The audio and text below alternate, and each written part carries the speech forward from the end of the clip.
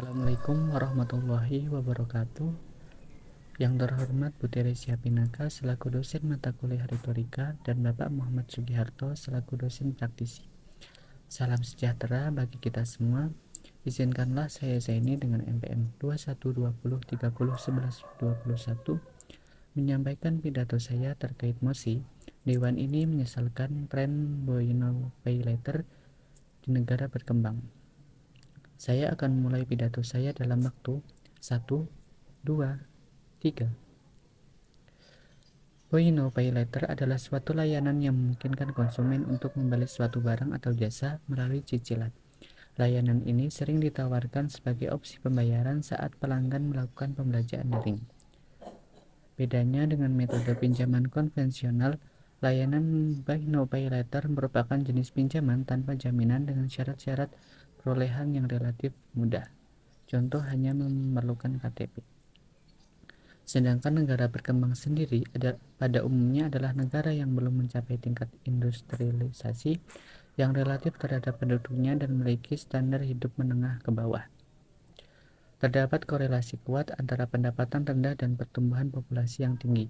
Nah, salah satu contoh negara berkembang adalah Indonesia.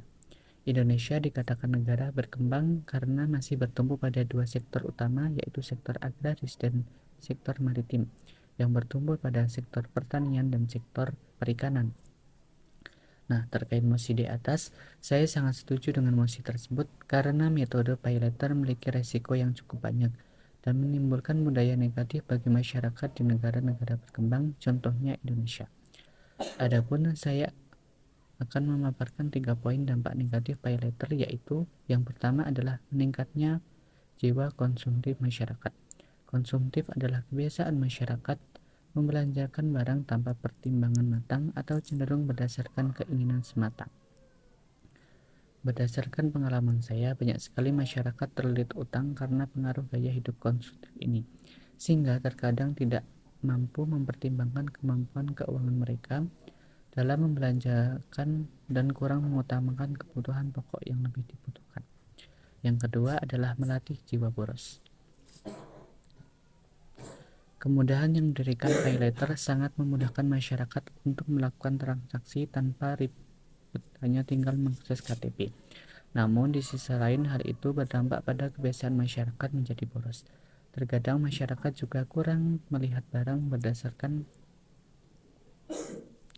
harga dan diskon yang diberikan tanpa melihat biaya admin ataupun ongkir yang terkadang lebih besar dari harga barang.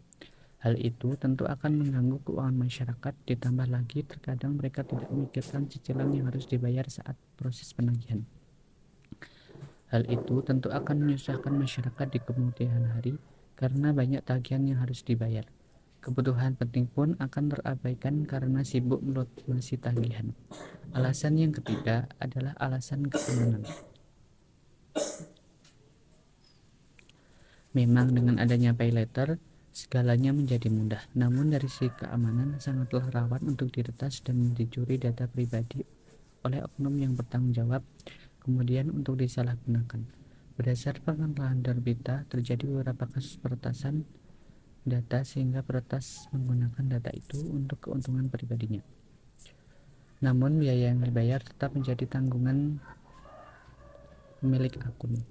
Oleh karena itu, berdasarkan alasan di atas, diperlukan kemampuan kontrol diri dari sisi masyarakat dan peningkatan keamanan dari segi pemberi jasa pay later.